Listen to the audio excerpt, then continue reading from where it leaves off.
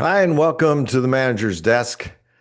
I'm Evan Baltz, marketing technology leader, author, and a team builder. When I was a kid after school, TV was kind of a big thing, probably still is in some respects. But there was generally a window of reruns from about 3 p.m. after school till about 5 p.m. And it was a mix of comedy shows and cartoons and sometimes an action or drama series. And one of my favorite series was called Emergency. It was about a fire station in California that had firemen and paramedics. And each show, they would go to various emergencies, put out a fire, save a man dying. And usually it was somebody dying of a heart attack, and they would solve the problem by running an IV D5W with lactated ringers. Had no idea what that meant, but seemed like that was what they did every show. My dad didn't like the show, though, because it was constant sirens. Nothing you want more after coming home from a hard day's work, looking for peace, than to have your kid blasting a TV show with sirens going off for an hour. Constant emergencies are distressing and exhausting. And I've learned this is not only true for afternoon TV shows, but also in the workplace. Gage and DeSoto were in the emergency business as paramedics. But your department or organization likely shouldn't have sirens going off all day. It's not sustainable or productive, and it's an indicator often of poor leadership. I worked at a large organization sometime back, and when I started, I asked the existing about their existing issue resolution plans and what they were, and I got a lot of blank stares. "What do you mean?" said one employee. I explained, "Well, what do you do when there is a problem or a critical issue?" "Well, you mean other than leadership running around with their hair on fire?" "Yes, other than that." "Oh, well, then nothing," was the response, which got a good chuckle out of every other teammate gathered around the conference table. "Yikes. Okay, well, I think we can improve that," I said. The first problem in issue management is not having a plan.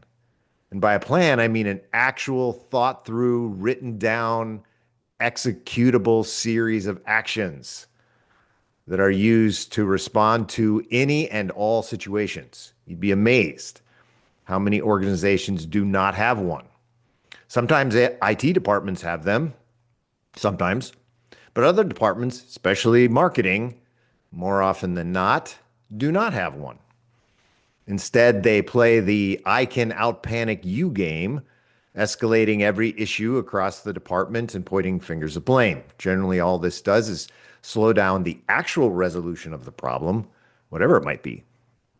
And maybe even more detrimentally, it frustrates and exhausts the team members. When I began at another organization, I asked a project manager who had already put in his 2 weeks on his last day to tell me what was causing him to move on. I almost always do my own version of exit interviews because so few companies actually do them or do meaningful ones, if at all. And his response was, "I'm tired of all the emergencies every day, all day. And I don't think leadership is going to do anything about it. And I can't deal with it anymore, and I'm tired of being blamed." Ouch. That's a damning characterization of a poorly led organizational culture. Bad leadership. I'm convinced some leaders enjoy the state of constant emergencies. To them, it's exciting and they get to bark orders at people all day. I think some people actually like that. But whatever the case, a constant state of emergency is not sustainable, and nothing will burn out your employees faster. It also conditions people to be in a constantly reactive mode rather than proactive. So what's the solution?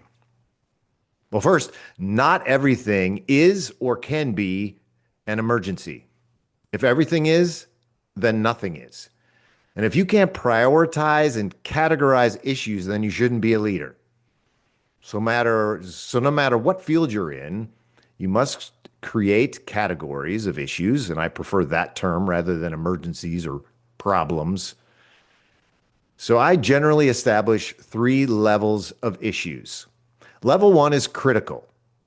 It's revenue impacting. In my world, that would be if a website is down. That's a level 1. If the website generates revenue, especially. If the website also generates leads that lead to revenue and a lead form is down, that's also a level 1. It's revenue impacting. Level 2 would be the gray area. Maybe it's revenue impacting and maybe it isn't.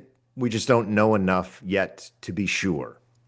And level 3 would be a non-revenue impacting issue. For example, a word is misspelled on a web page or an image is wrong or not displaying correctly. And for each of those levels, a proactive plan is created. And the plan of how you will handle an incident within that level. And I mean the exact steps that will be taken.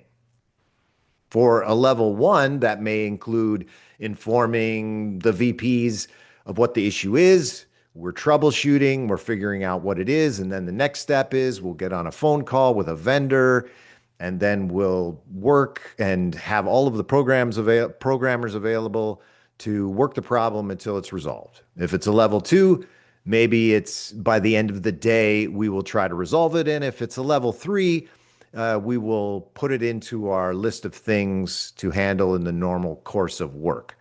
And this sets an expectation for everybody within the organization as to, 1, how important the issue is, and 2, what are the steps and what will be the expectations of when it will be taken care of. But it sets a clear message to everyone. Some things are critical and a lot of other things aren't. And in my experience, usually over the course of the year, there are only 2 or 3 level 1s that are truly level 1s over the course of the year. Recently, Amazon Web Services went down. For a lot of organizations, obviously, that's a level 1 issue because it was revenue impacting. Their website was down. The problem with that type of thing is there was nothing they could do about it. Amazon Web Services are down, you're down, you don't have any real plan of action there. At one company where I worked, after establishing the issue resolution structure, an incident did occur, and rather than everyone's hair being on fire, I sent out a communication to all concerned parties with the initial diagnosis of what the problem is and what step we were on and what the next steps were going to be and how we would methodically work the problem until resolution. That's all you can actually do. Running around doesn't solve it. It included communication intervals, how often I would reach out, and ultimately a resolution email, and that would include follow-up steps, root cause analysis, estimated impact, as well as all of the steps that we would take to prevent a similar issue from happening in the future. And after all of that was done, I asked the VP how he thought that went. And he said, that was remarkably efficient and reassuring. Yeah, even an emergency doesn't need to feel like an emergency. All you can do is handle any issue that comes up in the best way possible. But sometimes that calm in a storm mentality is lost on leaders who expect panic because they feel that that's a sign of urgency and caring more. But I'd argue it's the opposite. You don't care enough to plan for issues. Failure to plan is actually the reason why you have most of your emergencies. It's never too late to start. Take these actions now at your organization if you don't have any issue resolution steps in place. Start right now. Think them through, write them down, talk about them, and evangelize them. Get everyone on the same page. Here's what we're going to do when something falls into this category or that category.